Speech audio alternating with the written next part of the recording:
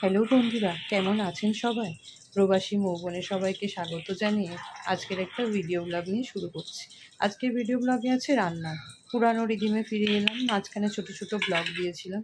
তো আজকে একটা মিষ্টি জিনিস দেবো, পায়েস, পরমান্ন, যাই বলুন না কেন, এটা স্পেশাল দিনে যদি আমরা পায়েস রান্না করি সেটা আরও সুস্বাদু লাগে।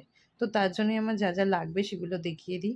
আমি দিয়েছিলাম ফুল মিল্ক ক্রিম দুধ 500, কাজু কিশমিশ এখানে আমি কুচিয়ে নিয়েছিলাম, এখানে মিল্কমেড ছিল, আর এখানে ছিল জাগরি পাউডার মানে গুড় ছিল, অল্প চিনি ছিল। তো এইবার এগুলো ওই সরঞ্জামগুলো আমি সব রেডি রেখেছি এই কারণে করতে সুবিধা হয়।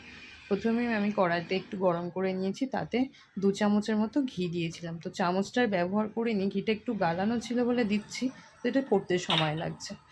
যাই হোক, ঘিটা গরম হয়ে গেছে, এতে আমি আগে কাজু কিশমিশটাকে ভেজে তুলে নেব।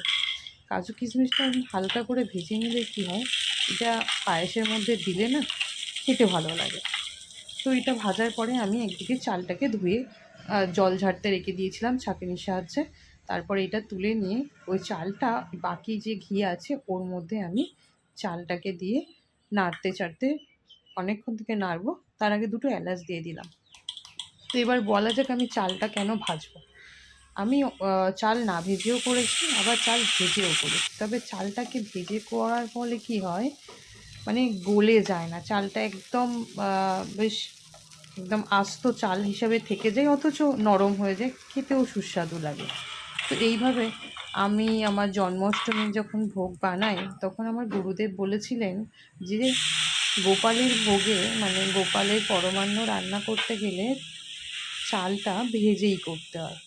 সেই থেকে আমি মোটামুটি ভেজেই করি, তবে সত্যিই খুব সুস্বাদু লাগে। আপনারা যদি না করে থাকেন তাহলে একবার করে দেখতে পারেন। তো এটার পরে আমি চারিদিক থেকে এটাকে একটু সেট করে দিচ্ছিলাম। তারপর লো ফ্লেমে আমি চালটাকে সেদ্ধ করছিলাম। এর মধ্যে বলে রাখি, 2 প্যাকেট দুধ নিয়েছিলাম, আপনাদের দেখিয়েছি 1 প্যাকেট। তো 1 প্যাকেট দুধ দিয়ে প্রথমে আমি চালটাকে সেদ্ধ করছি। পরবর্তীতে সেদ্ধ হয়ে যাওয়ার পরে আমি আরও 1 প্যাকেট না মানে পরে দেব। তো এটা আমি যে লবণ ইউজ করলাম, এই লবণটাও আমি কিন্তু মানে নর্মাল নুন ব্যবহার করিনি, আমি পিঙ্ক সল্ট ব্যবহার করেছি, বা আমার ভোগের যে নুন, সন্দক নুন, সেটাও ব্যবহার করতে পারেন। তো আমি গোপালকে দেওয়ার জন্য এটা করেছি। তো যাই হোক, তারপর অর্ধেকটা আমার চাল সেদ্ধ হয়ে গেছে, হাত দিয়ে যখন দেখলাম তখন আমি কাজু কিশমিশটা দিয়ে দিয়েছি। এরপর বাকি দুধটা অ্যাড করব। দেখুন এখানে চালটা সেদ্ধ অর্ধেক হয়ে গিয়ে দুধটাও কমে গেছে, মানে জলটা আর কি কমে গেছে। তো এটা ন্যাচারালি শুকনো হয়ে যাবে, তাই না? সেই জন্য আমি বাকি দুধটা অ্যাড করে দিলাম। তো এই বাকি দুধটা অ্যাড করে দেওয়ার পরে আমি একটুখানি এখান থেকে 1 হাতার মতো মানে পায়েস একটা বাটিতে তুলে ওতে আমি গুড়ের পাউডারটা দিয়ে রেখেছিলাম। দেখলাম যে ওটা কেটে যায় কি না। তাহলে কি হবে, আমার অল্পর মধ্যেই কেটে যাবে, আমার সমস্যা হবে না। আর যদি পুরোটাই এই প্রথমেই দিয়ে দিতাম, পুরোটা যদি কেটে যেত, তখন কি হতো, আমার পুরো কষ্টের জলে চলে যেত। তো এইরকমভাবে আপনারাও করবেন। তবে অনেকেই আমি অনেকবার করেছি দুধ কাটেনি, তবে মাঝে মধ্যে আবার কি হয় যে দুধ কেটেও যায়, সেই জন্য আমি আগে থেকে একটু এইভাবে ট্রাই করে নিই। তারপর প্রায় 80% যখন হয়ে এসেছে তখন আমি মিল্কমেডটা দিলাম। তো মিল্কমেডটা দেওয়ার পরে কন্টিনিউ নাড়তে হবে, নাহলে তলাতে ধরে যাবে। তো সেই জন্য আমি হাতাটা সমানে চালিয়ে যাচ্ছিলাম। দেখুন এখনই দেখুন, গুড়ের পায়েস খেতে একটা আলাদা রকমই স্বাদ লাগে, তাই না? তো এখানে আমি যেই গুড়টা ব্যবহার করেছি সেটা হচ্ছে জাগরি পাউডার। এটা হয়তো কোনো ডিপার্টমেন্টাল স্টোরে পেয়ে যেতে পারেন আপনারা।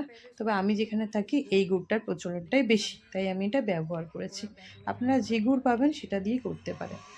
তাহলে বন্ধুরা, আজকের ভিডিওটা কেমন লাগলো অবশ্যই জানাবেন। আমি জানি সবাই পায়েস বানাতে পারে, সবাই পারে সব কিছু, তবে বিভিন্ন স্টাইল যে যেভাবে করতে পারে। আজকে আমি এভাবে বানিয়েছি, আপনাদের সাথে এটাই করলাম শেয়ার। তারপর ভালো থাকবেন, সুস্থ থাকবেন, এবং ভালো লাগলে অবশ্যই একদিন বানিয়ে তারপর আমাকে কমেন্টস বক্সে জানাবেন যে আপনারা ঠিক ভেজে রান্না করার পর কেমন লেগেছে। কারণ রান্না তো সবাই করে, তাই না? সবাই, প্রত্যেকেই রান্না জানে, কম বেশি সবাই সব রকম জানে। যে যেটাতে পারদর্শী সে সেটা খুব ভালো রকমই জানে। তবে আমি যেভাবে করলাম সেটাই আপনাদের সাথে শেয়ার করলাম। আজকের মতো এখানেই রাখলাম।